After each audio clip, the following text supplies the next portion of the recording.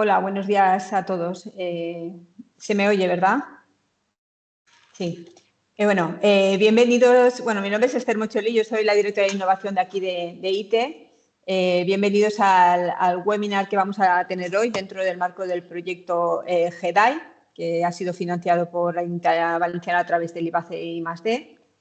Y bueno, este proyecto se enmarca dentro de una de nuestras líneas de trabajo de investigación focalizada en el entorno industrial, donde lo que estamos buscando sobre todo es buscar lo que son aspectos relacionados con mejora del consumo energético y huella de carbono asociado a los procesos industriales. A través de esta línea llevamos ya tiempo investigando en el entorno de los gemelos digitales de procesos industriales, de manera que buscamos pues, conseguir estos ahorros en los consumos y también que las empresas puedan tomar decisiones sin intervenir en lo que es el propio proceso a la hora de hacer nuevas inversiones o poder hacer cambios o modificaciones en sus plantas. En concreto, este proyecto está focalizado principalmente en empresas que tienen dentro de sus procesos aspectos vinculados con el tratamiento de aguas residuales en el entorno industrial. Y bueno, a través de dos ponencias que tendrán lugar hoy, una de ellas realizada por Alejandro Rubio, que es el responsable del proyecto dentro del instituto, y por otra parte Fernando Mengó, que es investigador también dentro del propio proyecto, pues os van a dar una visión de lo que se ha estado trabajando, los avances desarrollados y las novedades de la metodología que hemos desarrollado dentro del proyecto. A la finalización habrá una parte de ruegos y preguntas para todas aquellas dudas que os hayan quedado que podáis plantearlas y, bueno, y daros la bienvenida, esperando que os sea de vuestro agrado todo lo que son las intervenciones. Sí que comentar que vamos a grabar lo que es el webinar que va a tener lugar hoy y, bueno, si hubiera algún problema por alguna persona que lo comente, pero en principio va a ser grabado. Bueno, muchas gracias y bienvenidos, y ya doy paso a Alejandro. Un saludo. Vale, pues muchas gracias, Esther, por la presentación y bueno, bienvenidos a todos a este webinar. Bueno, como ya os presentaba Esther, yo soy el responsable del proyecto GEDAI, pertenezco al área de eficiencia en los usos de la energía y, pues, entre otras cosas, llevo distintos proyectos alineados con la línea de investigación que tenemos en ITE, con el gemelo digital aplicado sobre todo al entorno industrial productivo, una empresa manufacturera, con funcionalidades principalmente de ahorro energético, de mejora de la eficiencia energética y de mejora de la sostenibilidad de las empresas. Entonces, bueno, voy a ir compartiendo ya la presentación. Decir que, bueno, la hemos estructurado en dos puntos. La presentación realmente será continua y yo llevaré un poco el mando de la misma, pero en la segunda parte mi compañero Fernando Mengó, que es bueno, experto en modelado y simulación, también trabaja muy intensamente en este proyecto y nos mostrará algunos casos de aplicación que hemos obtenido en el propio proyecto de aplicaciones concretas de esta tecnología. Bueno, voy a comenzar compartiendo un poco la pantalla que voy a compartir. Ahora deberíais estar viendo mi pantalla y ahora deberéis estar viendo la presentación. Un momento que tengo que quitar esto porque voy a hacerlo de una manera... A ver, perdonad un momento.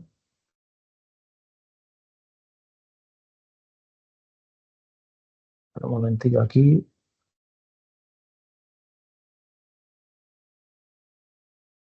Vale, ahora sí. Se ve correctamente, ¿no? Bueno, yo ahora no veo a nadie, pero bueno, cualquier cosa me avisa mi compañero que está también conectado. Bien, pues como decía, la idea de la ponencia, de la presentación es hablar de los gemelos digitales desde el concepto y sobre todo desde la necesidad de eficiencia energética, digamos, de un poco el contexto en el que nos movemos actualmente a nivel normativo, a nivel de, pues también entender la necesidad que surge, no solo ya a nivel normativo, también a nivel de estrategia de las empresas del tejido industrial, sobre todo español y en nuestro caso valenciano, y cómo la eficiencia energética supone un poco una palanca como un factor competitivo. Por eso, en la primera parte voy a hablar un poco de enfatizar esa importancia de la mejora de la eficiencia energética y para el caso de aplicación de la depuración de agua en empresas, es decir, depuración de agua intraempresa. Estamos hablando de áreas industriales principalmente. Y en la segunda parte ya hablaremos del papel de los gemelos digitales, de digamos, la respuesta a esa necesidad. Bueno, y también comentar que este proyecto, como ya había adelantado Esther, está financiado por la Generalitat Valenciana a través del IBACEN, PASI, y Proyecto GEDAI. Y nada, comenzamos un poco con el primer punto de destacar o, digamos, entender de dónde surge esa necesidad. Y hemos de decir que lo primero de todo es un poco ubicar el contexto normativo, que además hemos estructurado esta presentación en las tres dimensiones que abarca el proyecto, que son el clima, la energía y el agua, que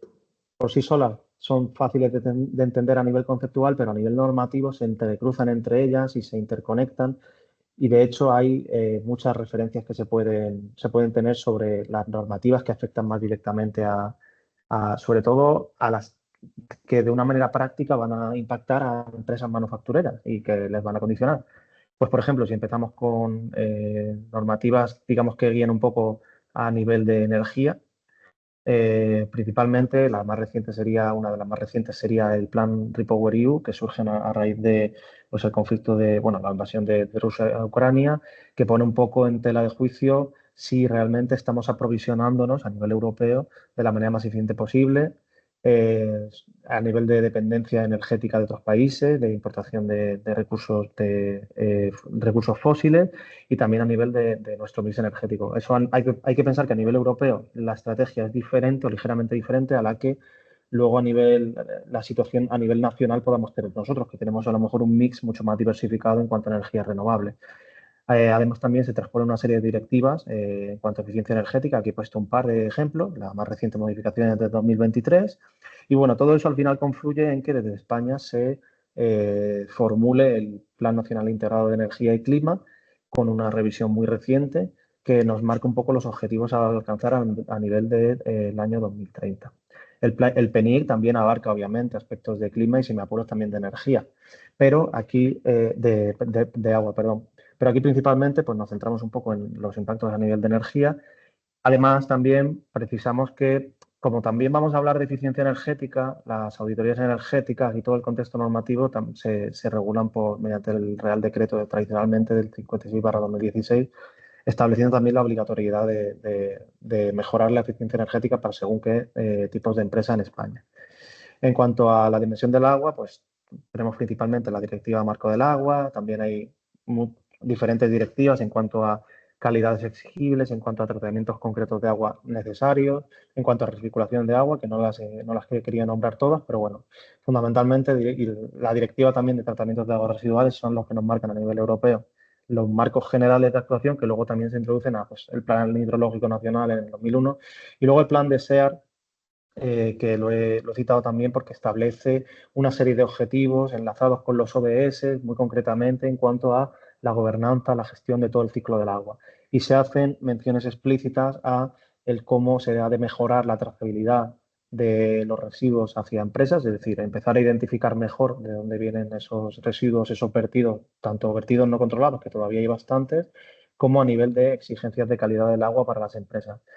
Y finalmente, en cuanto al ámbito del clima, pues tendríamos el Pacto Verde Europeo, el Green Deal, que luego además se ve complementado con el Fit for 55, donde se revisan y se aumentan los objetivos digamos, de reducción de emisiones a nivel internacional, que vienen a su vez también marcados por las cumbres del clima, las diferentes cumbres del clima. Y luego también quería citar la directiva CSRD, que se llama la Corporate Sustainability Reporting Directive, que en su última revisión ha establecido unos requisitos de reportar información no financiera, sobre todo en este caso relativa a la sostenibilidad de las empresas, que progresivamente se van a ir implantando primero en empresas cotizadas de gran tamaño. Se establece una obligatoriedad de periódicamente empezar ya a reportar tanto los planes de descarbonización y de sostenibilidad que llevan a cabo las empresas, como el impacto, sobre todo medido en huella de carbono que van consiguiendo y que posteriormente se va a ampliar también a otros tamaños de empresas. Por lo tanto, es como que a nivel del clima se está ahora fraguando una base normativa en la cual se va a empezar a exigir una mucho mayor visibilidad del impacto de la mejora en el ámbito de sostenibilidad de la empresa. Luego, en cuanto a las leyes, además del propio PNIEC, también podríamos citar la Ley de Cambio Climático y Transición Energética y la Estrategia de Descarbonización a Largo Plazo, 2050, en cuanto a leyes nacionales. Entonces, esto todo se traduce en un montón de objetivos que aquí he tratado de condensarlos todos. Cada uno de ellos viene de distintas legislaciones y que de una u otra manera nos afectan en cuanto a reducción de emisiones de gases de efecto invernadero, uso de renovables, mejora de la eficiencia energética, reducción de la dependencia energética, disminución del consumo de energía primaria, la obligatoriedad que ya hemos comentado de realizar auditorías energéticas, fomentando mucho la implantación de un sistema de gestión energética, el lograr en España en concreto el objetivo de lograr la neutralidad climática para 2050, que sería pues, un objetivo muy ambicioso, reducciones de gases de efecto invernadero concretamente y la obligatoriedad que ya había comentado antes de reportar la huella de carbono. También, ya como había dicho antes, en concreto en el plan de SEA se hace bastante mención explícita a mejorar la eficiencia en el uso del agua y mejorar la trazabilidad hacia vertidos industriales, como ya había dicho. Por lo tanto, como lo he estructurado en dimensiones, también voy a estructurar la explicación en cuanto a interacciones de esas dimensiones, porque realmente si lo clasificamos así, energía, agua y clima están estrechamente relacionados, en tanto en cuanto, primero, la energía, lo que podríamos llamar energía para el agua, es necesaria para trasegar, para bombear y para tratar el agua, tratamientos que pueden ser más o menos intensivos en energía, pero que en última instancia pues, también necesitan ese consumo de energía para tratar el agua y el agua a su vez también se emplea, por ejemplo, en hidroelectricidad para generar energía. A su vez, el agua impacta de manera directa o afecta al clima, no tanto en emisiones quizá por la propia agua más que por su tratamiento, sino sobre todo a nivel de contaminación y vertido. Y aquí hablamos de que el agua condiciona a nivel de restricciones de su uso y de su vertido a nivel climático. Y el clima, a su vez, retroalimenta el cómo afecta al agua en una serie en sucesos que cada vez serán más frecuentes y más variables. Pues, por poner un ejemplo, hoy, por ejemplo, en Valencia estamos teniendo un aguacero, cosa que a lo mejor hace 3 días había un sol de escándalo y dentro de una semana volveremos a tener un ambiente totalmente soleado durante un periodo de incertidumbre. Pues cada vez se van a estos fenómenos poco predecibles y cada vez menos encajables dentro de patrones climáticos se van a suceder más. Esas sequías y esas inundaciones al final también afectan a la disponibilidad del agua, que a su vez también afecta a esa disponibilidad de pantanos, de agua para bombear y demás. Y luego, a nivel de energía, lo más directo es que cada vez que se genera energía se producen emisiones de gases de efecto invernadero, ya sea de manera directa o indirecta, que eso lo veremos un poco más adelante. Y el clima, a su vez, también condiciona la disponibilidad de energía, ya sea a través del agua, recorriendo por abajo este diagrama, ya sea por la disponibilidad de energía no fósil, he llamado yo, bueno, básicamente, de la variabilidad de las energías renovables. En el momento en que, por ejemplo, hay calima, en el momento en que hay poco viento, en el momento... Son fenómenos muy complejos que de alguna manera cada vez serán más frecuentes y afectarán a esa disponibilidad de energía en un mix pues, que cada vez va a ser menos controlable. Si pasamos un poco a qué impacto tiene esto realmente a nivel en el tejido industrial, vamos a decir ya español y valenciano, pues bajamos un poco que a nivel de normativa ya hemos visto que se exigen que se controlen cosas como la huella de carbono, como que la eficiencia energética se promueva y se potencie, que en la legislación se favorece mucho la reutilización del agua, la trazabilidad hacia los vertidos y obviamente la métrica principal para asegurar el impacto de la mejora de la minimización del impacto climático es la disminución de gases de efecto invernadero. Pero por otro lado, a mí hay otra dimensión que considero, digamos, crucial a la hora de evaluar las actuaciones de las empresas, a nivel individual de cada empresa, es que la competitividad se ve afectada directamente, primero, a nivel de competitividad se ve afectada directamente por el coste de la energía, ahora pondré algunos ejemplos. Además, va a haber un incremento de la productividad exigible anualmente por una cuestión ya de globalización y de mercado internacional, no por otro aspecto. También de una mejora de la calidad, a la cual estamos tendiendo cada vez, como mínimo, mantener la calidad ante nuevas estrategias de control de la planta industrial. También ahora veremos cómo las herramientas digitales potencian la mejora de la toma de decisiones, porque ante entornos cada vez más complejos como el que hablamos, de disponibilidad de energía, disponibilidad de agua, de un entorno mucho más complejo de gestión, no es tan sencillo como antes, necesito mejores herramientas para poder tomar mejores decisiones. Y luego, pues también el concepto de responsabilidad social corporativa, que es un poco más, un concepto un poco más global sobre cómo la empresa deja una huella, digamos, certifica que deja una huella positiva en la sociedad. Todo esto lleva a algunos, no todos, algunos retos subyacentes que hemos identificado dentro del proyecto, como puede ser que, pues, por ejemplo, que el grado de mejora de la eficiencia energética se ve muy condicionado por el tamaño de las depuradoras. Al final, pues ahí cito, por ejemplo, una fuente bibliográfica donde se hace una afirmación directa, una valoración de cómo una EDAR de menor tamaño, pues obviamente por economías de escala inversa, va a tener una menor eficiencia energética que una estación depuradora de aguas residuales mayor. Entonces, eso provoca que lo que llaman las EDARI o las EDAR industriales, que son por definición EDAR de menor tamaño y adaptadas a una necesidad mucho más concreta, tengan un menor rendimiento energético. Además, también hay una necesidad bastante, digamos, explícita, que por eso la cito aquí, de mejorar la visibilidad de contaminantes específicos y de conseguir nuevas técnicas de tratamiento más eficientes con ellos. Además de eso, el coste de la energía también es un reto, el controlar o mitigar el impacto de ese coste, no por nada, sino porque en los últimos años el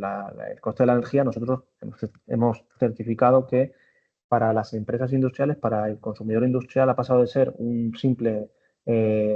digamos, punto más dentro del escándalo de costes a ser realmente una preocupación más estratégica, que han hecho que se replanteen estrategias de cómo gestionar ese coste, sobre todo para empresas de un grado medio de intensidad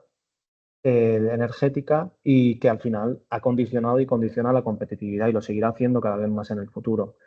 Esa dependencia energética, bueno, pues ahí, por ejemplo, cito un informe muy interesante que examina cómo cada uno de los sectores, de los tipos de sectores, tiene un diferente grado de dependencia energética en esa industria. Además de eso, cuando hablamos de calcular la huella de carbono, parece muy sencillo de decir en su momento, pero es muy complejo, sobre todo hacerlo en ciertos alcances como el alcance 3, donde las emisiones son mucho menos directas. Este tipo de herramientas, ahora veremos que también favorecen mucho ese cálculo de huella de carbono porque no depende tanto de una obtención estructurada y masiva de datos, sino que también permite hacer una serie de estimaciones y cosa que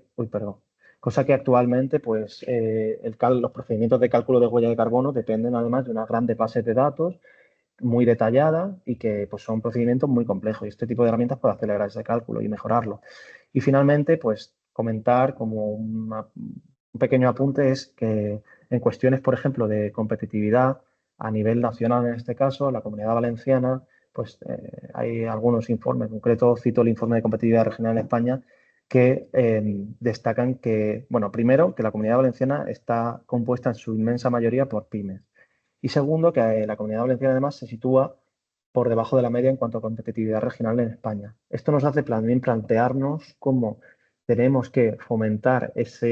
digamos, que lleguen este tipo de herramientas a empresas que no necesariamente sean grandes consumidores industriales o grandes empresas en tamaño y también en capacidad, digamos, de financiación de este tipo de herramientas. Y eso también ha sido tenido en cuenta en este proyecto.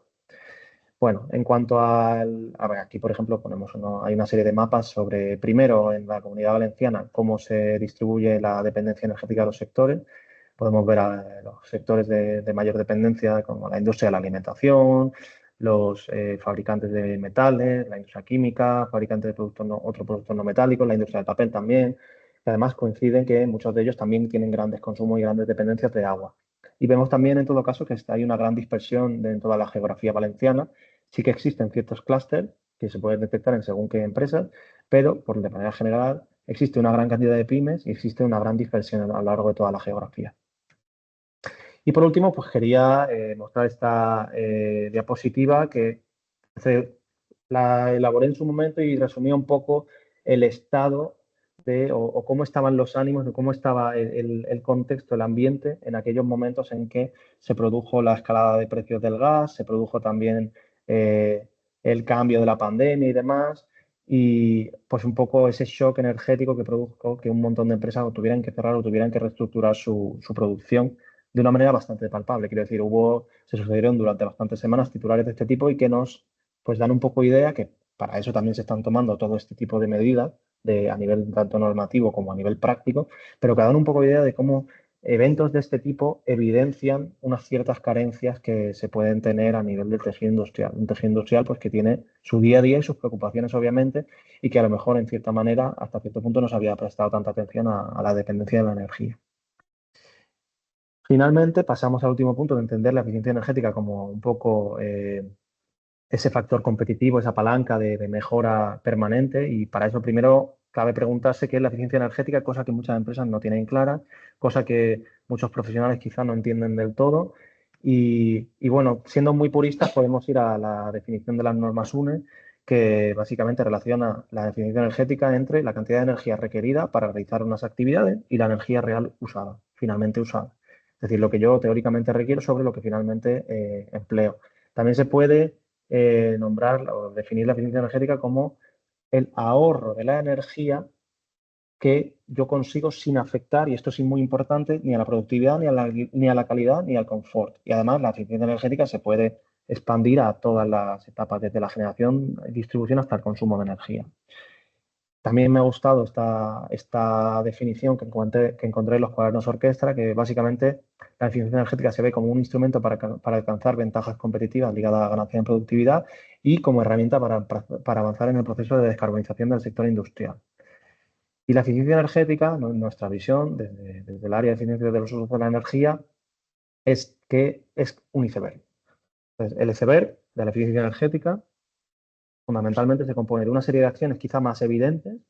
que serían pues, el cambio de un compresor alternativo por un compresor rotativo de tornillo, que te da un mayor control de la densidad de aire comprimido, pues la realización de diagnósticos de fugas para ver hasta qué punto los aislamientos son, están en la calidad y mantenimiento que toca, el cambio de luminaria, el cambio de LED,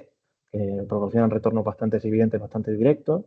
pero sin embargo también existen una serie de acciones, una serie de maneras de mejorar la eficiencia energética de mi planta y operativa, obviamente, van muy de la mano, que no son tan evidentes a simple vista. Reorganizaciones de layout, optimizaciones de este layout de la planta, optimizaciones de los flujos de transporte,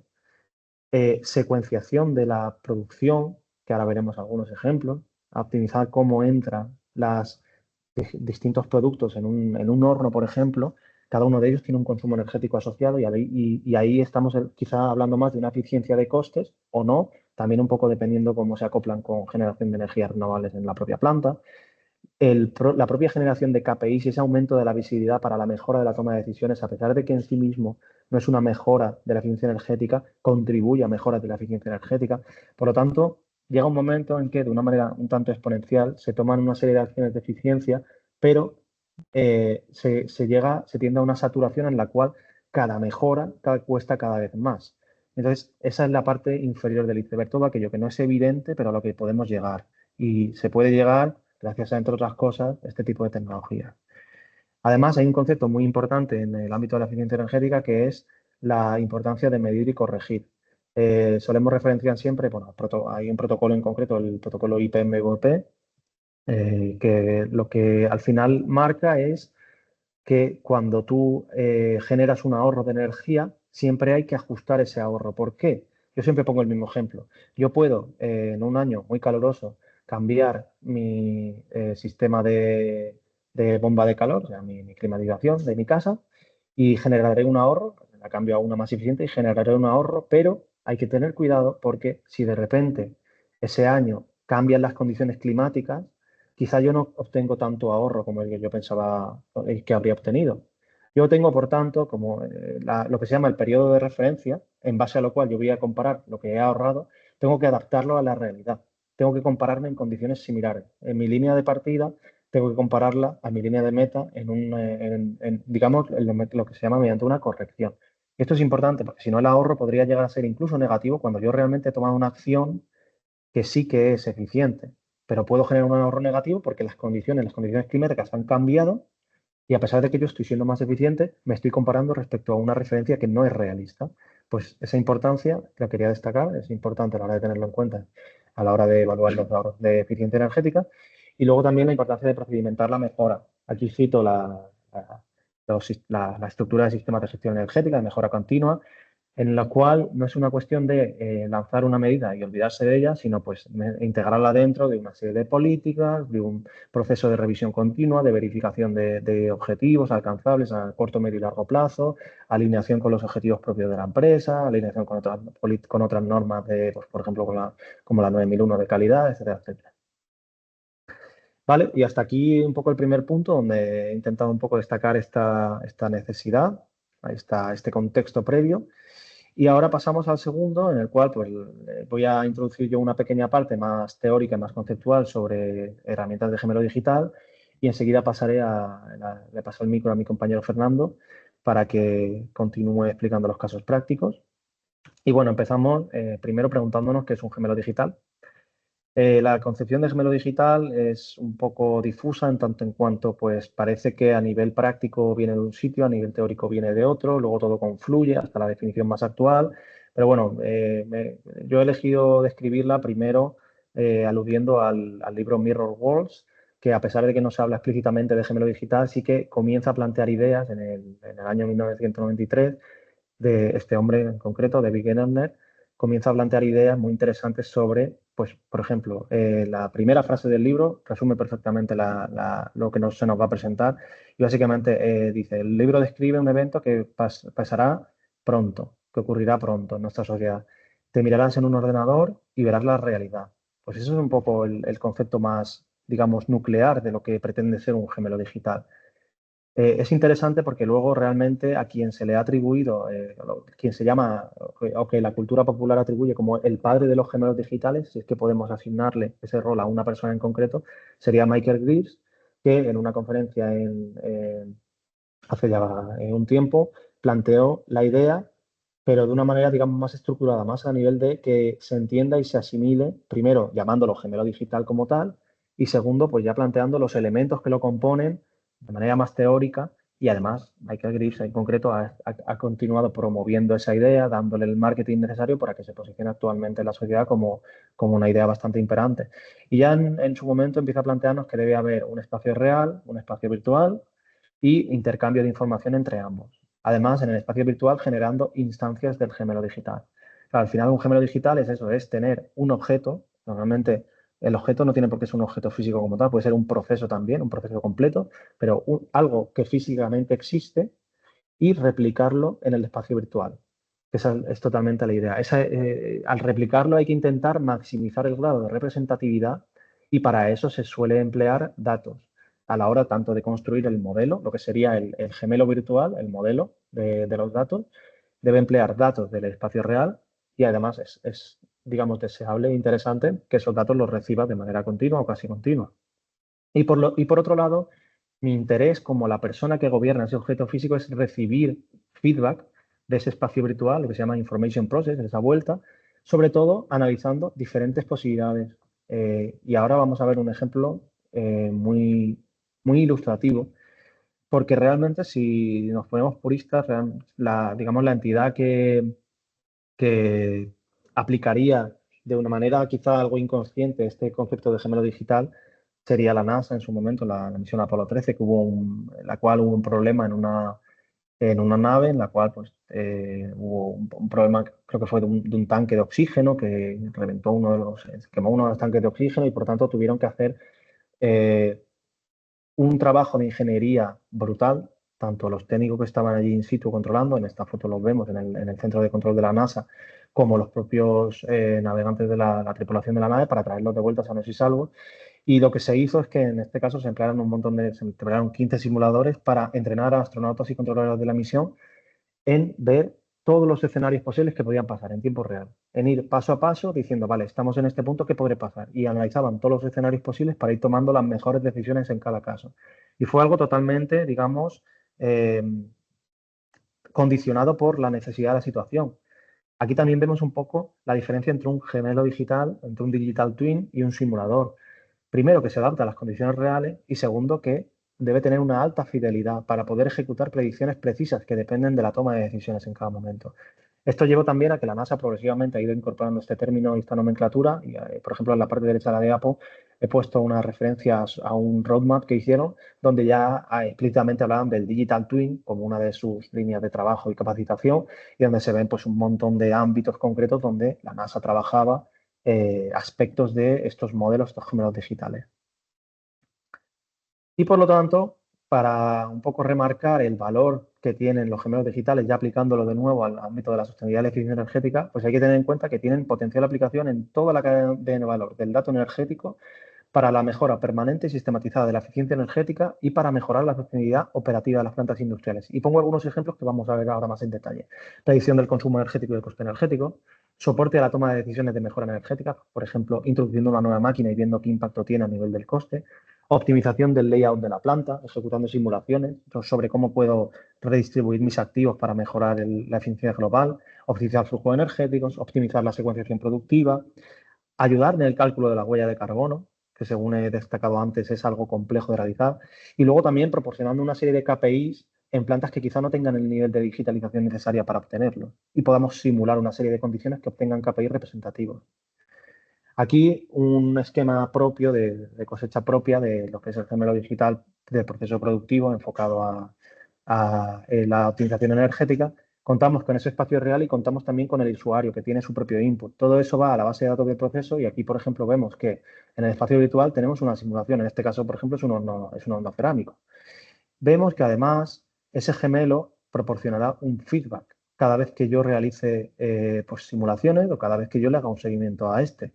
Ese feedback será el que a mí como gestor del proceso me permitirá tomar las decisiones óptimas en base a las simulaciones que yo he realizado, lo que llamamos la optimización operativa. Por lo tanto, dentro de esa estrategia de explotación de los gemelos digitales, podemos abarcar todo el ciclo desde la detección de una oportunidad, analizar el impacto de esa oportunidad. Ahí, en esas dos etapas, puedo emplear este tipo de herramientas. En la fase de implantación de soluciones, yo como tal implanto la solución. En principio, más allá de hacerle un seguimiento, gracias a esta herramienta de gemelo digital, no tengo mucho más trazabilidad, pero posteriormente, cuando ya está ejecutándose esa solución, pues, por ejemplo, un cambio de un quemador a un quemador más eficiente, a un modelo más eficiente de quemado, puedo optimizar la operativa si tengo los suficientes datos reales de esa, digamos, de este proceso y además puedo llegar a diagnosticar nuevas soluciones y eso me llevaría también a la detección de oportunidades. Si lo agrupamos un poco en grandes funcionalidades que podemos tener, pues tendríamos las de predicción, las de diagnóstico y las de optimización. Y ya para ir cerrando mi presentación, pues aquí un poco la metodología que hemos desarrollado en el proyecto. El objetivo del proyecto realmente es tener una metodología que permita el despliegue efectivo en base a la necesidad de gemelos digitales en empresas. Y para eso, la metodología la hemos estructurado en 3 fases. Una primera fase de identificación del problema, una segunda fase de desarrollo y validación en diferentes prototipos digamos, bueno, para esto hemos tenido diferentes fuentes de inspiración y una de ellas, por ejemplo, es el Lean, no me sale el nombre ahora, el Lean Management, los principios de Design Thinking, en los cuales pues, tú vas iterando sobre una necesidad muy concreta, sobre un prototipo mínimo viable caracterizada a resolver una necesidad concreta. Posteriormente, ya en la fase 3 de implantación, ya sí que desplegamos el gemelo digital final que se ha ido obteniendo digamos, en una cierta iteración, sobre todo para adecuarlo a una fase de producción en la cual se resuelva la necesidad de la planta en concreto que estemos analizando. Eso no quita que busquemos, que en el proyecto se haya buscado una estandarización de las soluciones y de la arquitectura, precisamente eso se ha potenciado mucho, pero sí que la funcionalidad final que se implementa se ha orientado mucho a la necesidad final de cada empresa. Y aquí ya le voy a pasar, espérate un momento, Fer, porque tengo que silenciarme, le voy a pasar poco el testigo a mi compañero y me silencio y ya continuar con la presentación.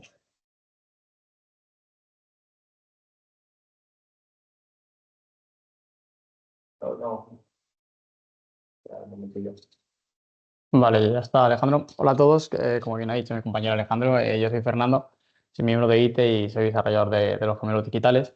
Y voy a llevar un poco la parte teórica explicada a algunos casos prácticos interesantes. Para empezar, vamos a ver el caso 1, que sería la aplicación del gemelo digital para mejorar la planificación de un proceso productivo. Por ejemplo, pensemos en la replanificación de la producción en base a la energía disponible.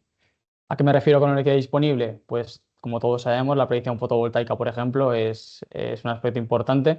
y es importante introducir lo que sería el concepto de calendario verde.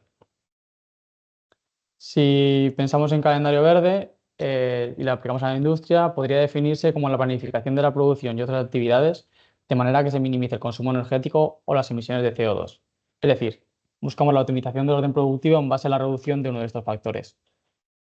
¿Cómo se puede conseguir esto? Bueno, pues realmente existen distintas estrategias. Podemos influir las energías renovables, ya que como sabemos la generación no es constante y depende de condiciones ambientales. Por ejemplo, si hablamos de la energía fotovoltaica, que al final es la energía más usada a nivel industrial, no es lo mismo generar energía eléctrica a las 2 de la tarde que a las 7 de la mañana. Por lo tanto, una buena planificación podría ser desplazar esos productos con mayor consumo a horas centrales del día. Otra estrategia relacionada con el calendario verde sería la optimización de procesos, como por ejemplo podría ser la optimización de un quemador en base a la temperatura de la planta, o lo que sería también el concepto de planificación de mantenimientos. Se habla mucho en los gemelos digitales de la planificación de mantenimientos predictivos, pero no solo en ese caso es interesante. Podemos incluso con el gemelo digital ir a conceptos como sería la planificación de mantenimientos en base a otros factores como podrían ser la predicción fotovoltaica semanal o incluso mensual. Por último, podemos también incidir en lo que es la gestión de la carga productiva, donde intentaríamos en ese calendario verde evitar sobrecalentamientos o sobre trabajo de ciertas máquinas en periodos concretos. Si vamos a lo que sería ya un caso de aplicación y de éxito de este gemelo digital, vamos a mostrar lo que serían las simulaciones. Antes de todo, comentaros de que los datos que se van a mostrar y están simulándose ya en las dos gráficas han sido modificados para proteger la identidad de las empresas colaboradoras, pero se han mantenido resultados representativos. Para situaros un poco en el contexto de este gemelo, estamos en una empresa textil, la cual tiene una instalación fotovoltaica y presenta flexibilidad productiva a corto plazo. Es decir, nos permite variar los productos siempre y cuando seamos capaces de fabricarlos en el tiempo delimitado. El objetivo, por tanto, es optimizar el orden productivo para reducir el consumo de energía de red y, por lo tanto, las emisiones de CO2, ya que en este caso pues, el consumo total del proceso no va a variar porque no se va a incidir sobre el proceso. Las pantallas de la derecha, que está corriendo la de arriba, que es el modelo base, y también puede correr la de abajo, que es el modelo optimizado, podemos ver tanto una producción estándar, en la cual podemos ver indicadores productivos y energéticos, como puede ser temperatura, capacidad de las bañeras, incluso la potencia fotovoltaica. Y lo que más interesante, que es en la parte izquierda de arriba, que sería la potencia eléctrica. Como podemos ver, aunque están produciendo los mismos productos, el orden productivo hace que esa curva sea distinta entre una simulación y otra. Si hacemos un poco un zoom en lo que serían los resultados de la parte medioambiental, vemos cómo la energía de compra de red se ha disminuido en el caso de la optimización en comparación con el caso base. Eso hace que nuestro consumo de energía de fotovoltaica sea mayor y por lo tanto nuestras emisiones sean menor. Si vamos a los resultados que se generarán una determinada simulación, pero que ya los tenemos previamente generados, vemos que la energía de compra de red se ha reducido en un 14% realizando los mismos productos. Esto es una simulación que hemos hecho de un día a día y medio de producción, que la potencia del modelo hace que se pueda realizar en un minuto, pero estos resultados podrían extrapolarse en el tiempo y al final esa mejora ser muy amplia para la empresa en cabo de periodos de meses y años. Si vamos a otro caso de aplicación de este gemelo digital, el segundo caso que me gustaría explicar sería el tema hídrico. Al final es un concepto que debido a la situación actual está en el foco de todos y es importante tratar la optimización de agua, como bien ha hablado antes Alejandro. Para ello lo que se va a buscar es, conociendo los procesos y estudiándolos, agruparlos en programas con necesidades hídricas similares. ¿Esto qué va a hacer? Va a hacer que al final reutilicemos el agua al máximo posible y evitemos llenados y vaciados y vertidos de agua innecesarios. Hablando un poco de la parte teórica de esta parte, en esta educación lo que hacemos es conseguimos reducir el consumo de agua, ya que al mantener el agua más tiempo dentro de la máquina se reducen los ciclos de limpieza. Además, reducir estas limpiezas nos hace que tengamos una mejora en la eficiencia operativa, ya que se reducen los periodos de inactividad de la máquina y de producción. Tanto la eficiencia operativa como la reducción de consumo hace que tengamos un ahorro en costes, tanto en agua como en energía, ya que no hay que olvidar que normalmente cuando utilizamos agua nueva o de red dentro de un proceso tenemos un gasto térmico asociado para llevar el agua a esa temperatura que nos hace falta en el proceso. Y por último, esto se traduce en un menor impacto ambiental, Es decir, que si nuestro consumo de agua y energía lo hemos optimizado, el tema medioambiental pues, va a tener una mejora considerable. Si vamos siguiendo la misma estructura, lo que sería un caso de éxito del gemelo digital aplicado a este caso, si hablamos del contexto, seguimos en una empresa textil en la cual tenemos diferentes procesos, como son de tintado, en la cual tenemos máquinas que tienen requerimientos de agua. Este proceso productivo, en concreto el tintado, hace que se pueda optimizar la producción intentando reducir el número de limpiezas. En este caso actuamos sobre una máquina en particular, pero podría extrapolarse al resto de máquinas disponibles. A la derecha estamos viendo el gemelo digital simulando tanto el caso base como un caso optimizado. En este caso estamos viendo lo que sería nuestra representación de la EDAR, con los consumos energéticos de cada fase, volúmenes, caudales y algunos indicadores asociados. Pero lo importante de esta EDAR, ya que de esta EDAR nos viene también toda el agua de la planta, es centrarnos en la máquina y en el proceso que estamos estudiando,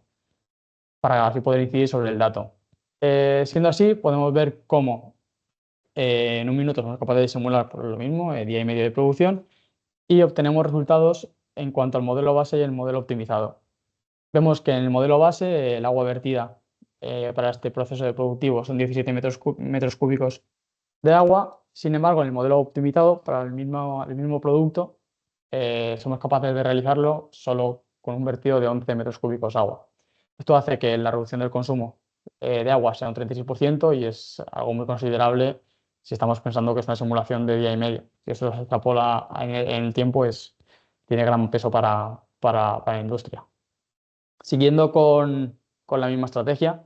el caso 3, y viendo la importancia del control de la huella de carbono, tanto normativo como a nivel medioambiental, vamos a llevar el gemelo digital no solo a la optimización, sino a la obtención de la huella de carbono asociada a cada producto,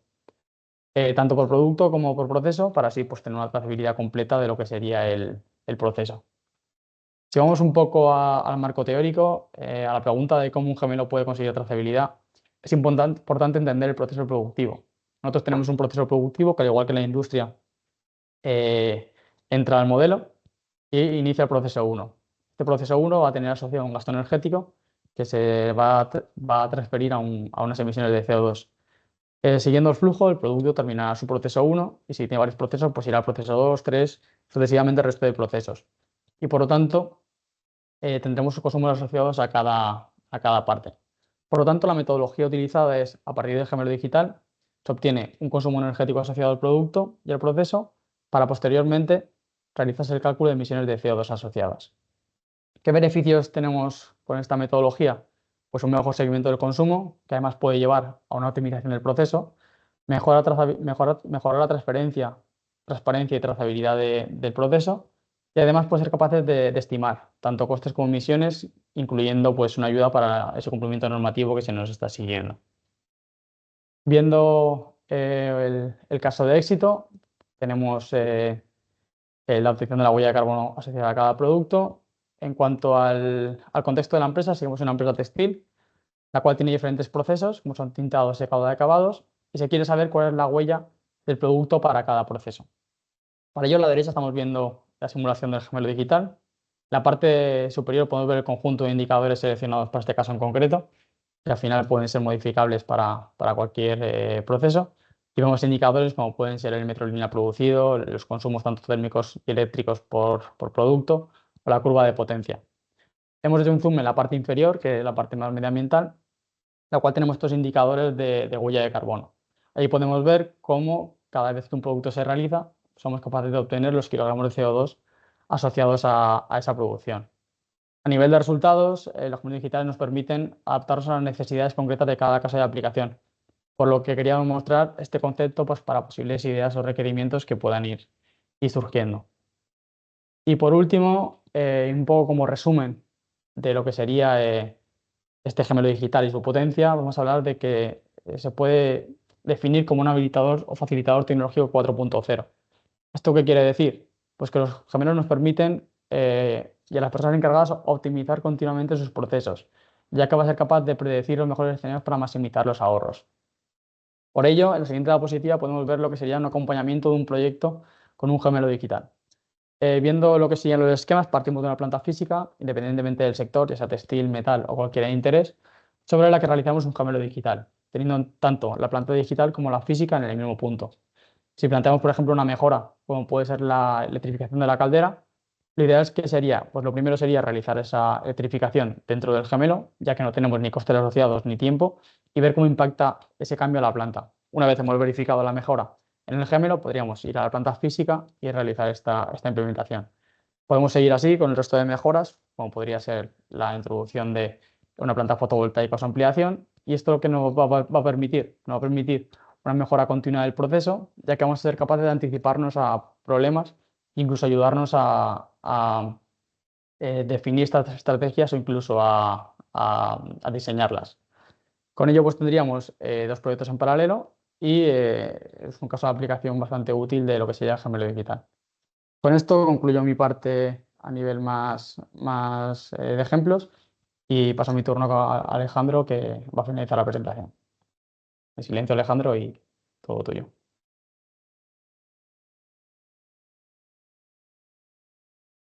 Vale, pues ya por cerrar un poco, también un poco subrayando todo lo que ha ido comentando mi compañero. En el proyecto, como veis, hemos abordado el reto de, sobre todo, intentar adaptarnos a todas las situaciones posibles, a intentar plantear un procedimiento metodológico que me lleve a entender la necesidad y a desarrollar algo que proporcione valor a la empresa en caso de aplicación concreto. También vemos que la potencia de gemelo digital irá paulatinamente ganando su hueco, sobre todo cuando consigamos un impacto verificable y realista, y sobre todo haciéndolo a un coste competitivo para la empresa. En este caso, por eso también se digitalizan prácticamente todas las plantas por cuestiones de alcance, pero se centran funcionalidades concretas de mejora teniendo en cuenta todos los condicionantes que tienen cada una de ellas. Por ejemplo, la optimización que hablábamos de los baños implica que se modeliza el comportamiento energético productivo y a nivel del trasiego de agua de la máquina concreta y de todas las que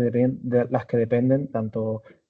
antes como después de ella y de los recursos que se necesitan para su gestión. Eso también se plantea con una estructura escalable, pues con el fin de que pueda replicarse y actualizarse al tamaño de la planta. Y la última idea que comentaba mi compañero es muy interesante porque realmente el gemelo digital también hay que verlo como algo vivo. Al final, el modelo virtual es algo que hay que ir actualizando a nuestra estrategia, a nuestra línea de actuación en la planta y hay que ir actualizándola a la realidad. Dentro de lo vivo que está ese modelo, la potencia de gemelo digital es que realmente el flujo bidireccional de información se mantenga en el tiempo y el modelo esté actualizado a su versión más reciente para permitirnos tomar las decisiones más estratégicas, o sea, más eficientes a nivel estratégico, eficientes a nivel de energía y a nivel de impacto medioambiental. Por resumir un poco los resultados del proyecto, pues han participado dos empresarios del sector textil y una empresa del sector metalmecánico, todos ellos con plantas de tratamiento de agua. Nos hemos encontrado como barreras, primero, heterogeneidad en tamaño y la complejidad de plantas y luego un bajo nivel un grado medio-bajo de digitalización, vamos a decir, y el valor que pensamos que han proporcionado los resultados de este proyecto, pues por un lado el cálculo,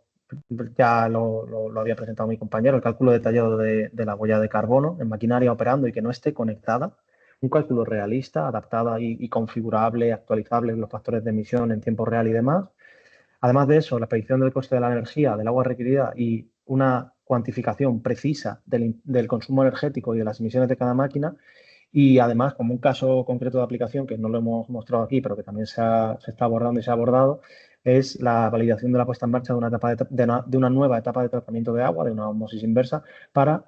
maximizar o para incrementar la recirculación de agua en planta. Además,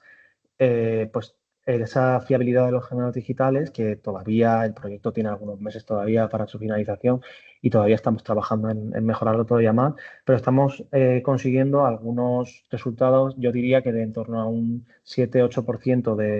de error normalizado aproximadamente y disminuyendo este error cada vez más, que en otros ámbitos quizá pueda parecer mucho, pero en el ámbito digamos, de la predicción energética es un grado bastante asumible, teniendo en cuenta la incertidumbre que existe. Y además de eso, toda la algoritmia que se está desarrollando y todas digamos, las tripas de esos gemelos digitales se realizan en un modelado mediante ecuaciones físicas, matemáticas y algoritmia más de tratamiento de datos puros, lo que favorece una gran adaptabilidad de esta herramienta, por así decirlo. Y bueno, con eso ya he terminado la presentación y siento que nos hemos extendido un poquillo más de la cuenta, creo, pero bueno, ahora dejo de compartir y bueno, voy a dejar esta pantalla aquí y si tenéis cualquier pregunta, duda o lo que surja, pues podéis compartir. Y cualquier pregunta que se tenga, pues aquí estamos para responderla.